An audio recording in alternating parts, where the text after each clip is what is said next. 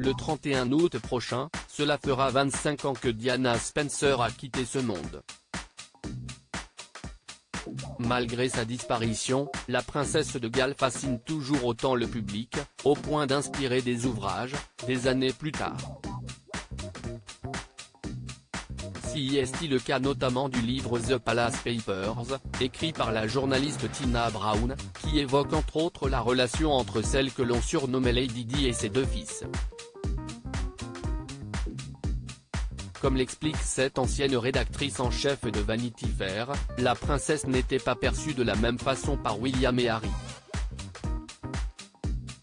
Tandis que le plus jeune idolâtrait sa maman, l'aîné semblait plus lucide sur l'envers du décor vécu par Diana. William comprenait davantage Diana et l'idolâtrait moins. Il comprenant que la presse à scandale faisait de sa vie un enfer, mais aussi qu'elle coopérait avec elle, écrit la journaliste.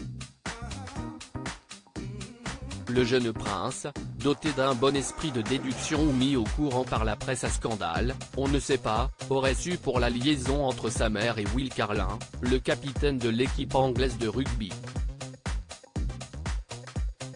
Un jour, l'épouse de ce dernier a apostrophé Diana en direct pour lui lancer « Vous avez choisi le mauvais couple », ce qui a eu le don de plonger William dans une colère noire. Quelque temps plus tard, il confiait au journaliste Piers Morgan avoir placé une photo de l'épouse trompée au centre de son jeu de fléchettes, pour venger sa mère de cette humiliation publique. Prince William et Prince Harry, protecteurs avec Diana et à en croire les dires de Tina Brown, le prince William n'était pas le seul à prendre ses dispositions pour défendre sa maman. En effet, le prince Harry, lui, se serait montré particulièrement virulent à l'égard du prince Charles, à l'époque où ce dernier était en guerre avec Diana. « Je te hais, tu fais pleurer maman », aurait crié un jour le jeune garçon en frappant des poings contre les jambes de son père.